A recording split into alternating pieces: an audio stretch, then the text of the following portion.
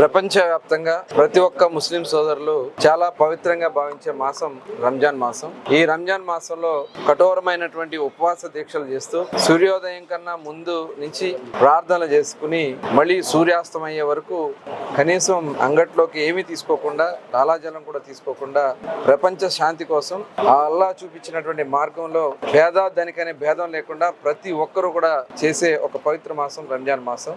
మరి ఈ సందర్భంగా నెల రోజుల పాటు మసీదుల్లో నమాజులు చేస్తూ సాయంత్రం ఉపవాస దీక్ష చేసిన తర్వాత మరి ఇఫ్తార్లు నిర్వహిస్తారు. మరి ప్రతి సంవత్సరం కూడా ఆనవాయితీ తప్పకుండా కలీం బేగ్ గారి కుమారులు హసీం బేగ్ గారు అలాగే వసీం బేగ్ గారు ప్రతి సంవత్సరం కూడా ఈ మసీదులో ఇఫ్తార్ కార్యక్రమాన్ని ఏర్పాటు చేయడం, మమ్మల్ని అందరూ కూడా ఆహ్వానించడం మరి ఆనవాయితీగా వస్తూ ఉంది. మసీద్ పెద్దలందరూ కూడా, కమిటీ సభ్యులందరూ కూడా చాలా ఆప్యాయంగా ప్రార్థనలో మేము కూడా పాల్గొనే అవకాశం కల్పించడం జరిగేది. మరి అటువంటి ఈ కార్యక్రమంలో పాల్గొనడం చాలా ఆనందంగా ఉంది. ఇక్కడ పెద్ద ఎత్తున ఈ కార్యక్రమాన్ని ఏర్పాటు చేసిన హసీం బేగ్ గారిని మనస్ఫూర్తిగా అభినందిస్తా ఉన్నాను.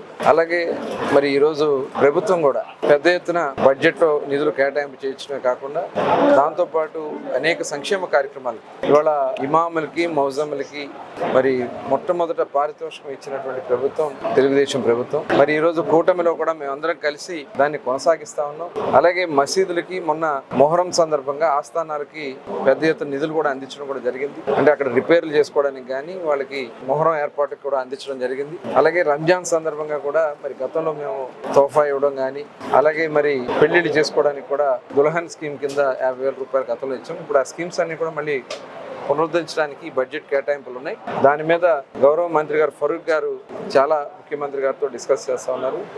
తప్పకుండా ముస్లిం సోదరులకి పెద్ద ఎత్తున నిధులు అందించడం, రేపు కార్పొరేషన్ లోన్స్ ఉంటాయి, మైనార్టీ కార్పొరేషన్ లోన్స్, అన్నిటికంటే అతి ముఖ్యమైనది వక్ఫ్ బోర్డు ఆస్తులను కాపాడాలి. ఈ వక్ఫ్ బోర్డు ఆస్తుల్ని అన్యాక్రాంతం చేశారు, గత ప్రభుత్వంలో కూడా జరిగినాయి. ఇప్పుడు దాని మీద ఎంక్వైరీలు కూడా జరుగుతున్నాయి.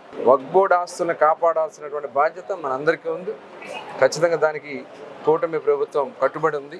ఎక్కడైనా సరే మచిలీపట్నంలో కానీ ఈ రాష్ట్రంలో ఎక్కడైనా సరే ముస్లిం సోదరులకి అన్ని విధాలుగా రక్షణగా అన్ని విధాలుగా కూడా పూర్తి సహాయ సహకారాలు అందించడానికి ప్రభుత్వం సిద్ధంగా ఉందని కూడా మరొకసారి తెలియజేసుకుంటూ ముస్లిం సోదరులందరికీ కూడా మరొకసారి రంజాన్ మాసం సందర్భంగా శుభాకాంక్షలు తెలియజేస్తాను.